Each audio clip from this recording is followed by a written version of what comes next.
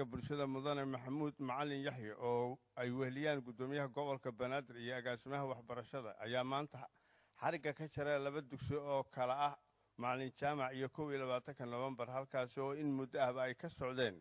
hawlo isugu jira dib u dhis iyo dayactir waxaana agaasika waxbarashada mudane maxamed cabdiqaadir nuur uu mahadceliyay hay'adda Concern oo hawshaasi fulisay dugsiga 21 November oo aad loo dayactiray aad loo qurxiyay sida noo muuqata marka laba arrin baa ku faraxsanahay quruxda dugsiga loo dhisay isuu eg yahay iyo ardada isqortay ilaa hadda oo waqtiga degdeg yahay iyo waalidkii oo aad ugu faraxsan barnaamijkaas inaan kala soo qayb galno maanta furitaankaas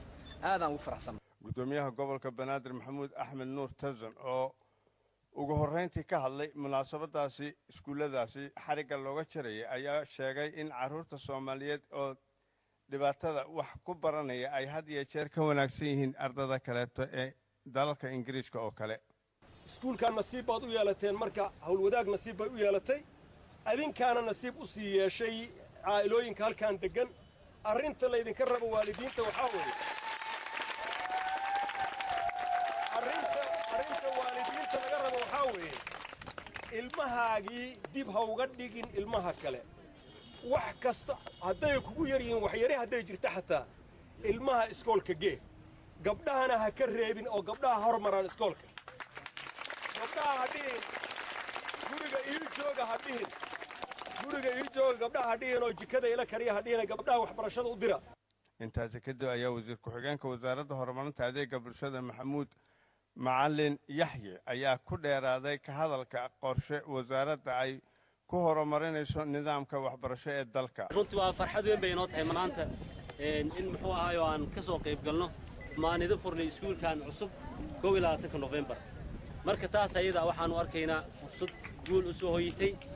shacabka Soomaaliyeed gaar ahaan dadka ku nool deegaankan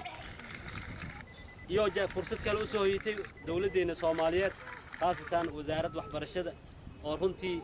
fursad weyn u ah maanta inay furto iskoolaadka dawladda qaar ka mid ah dib u furto si dib looga howlgeliyo oo haddana loo siiyo bulshadii soo barbaaraysay ama ubadkii soo barbaaray loo siiyo waxbarasho lacag la'aan ah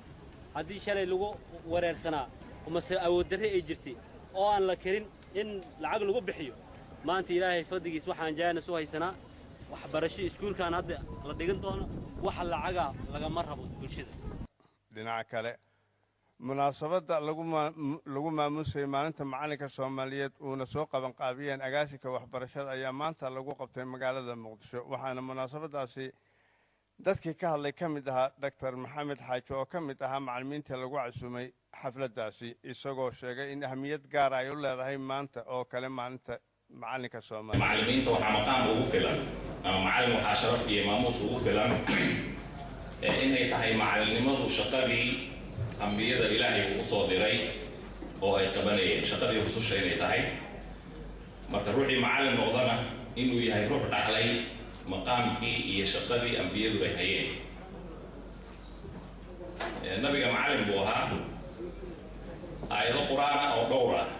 oo tilmaamaya ama muujinaya ama ifinaya muhiimada iyo shaqada nabi maxamed loo soo saaray waxay ku soo aruursanaysaa macallinimo هو الذي بعث في الأميين رسولا منهم يتلو عليهم آياته ويزكيهم ويعلمهم الكتاب والحكمة marka nabi maxamed macallin buu ahaa dadka wuxuu barayay aqoonta suuban iyo dhaqanka suuban wasiir ku-xigeenka horumarinta adeega bulshada oo intaasi kadib soo xiray munaasabadda ayaa dhiirigeliyay doorka macallimiinta ee waxbarista ubadka Soomaaliyeed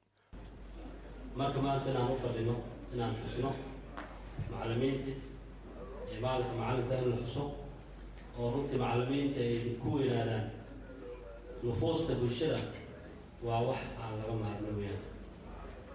maxaa yeelay la'aantooda yacni bulsho ma jirayso bulshadu waxay qiimo ku leedahay hadda aqoonteeda iyo xadaaradeeda say tahay macallimiintu waa dadka sameeya xadaarada macallimiintu waa dadka u diyaariya hoggaanka bulshada in si sax loo qabto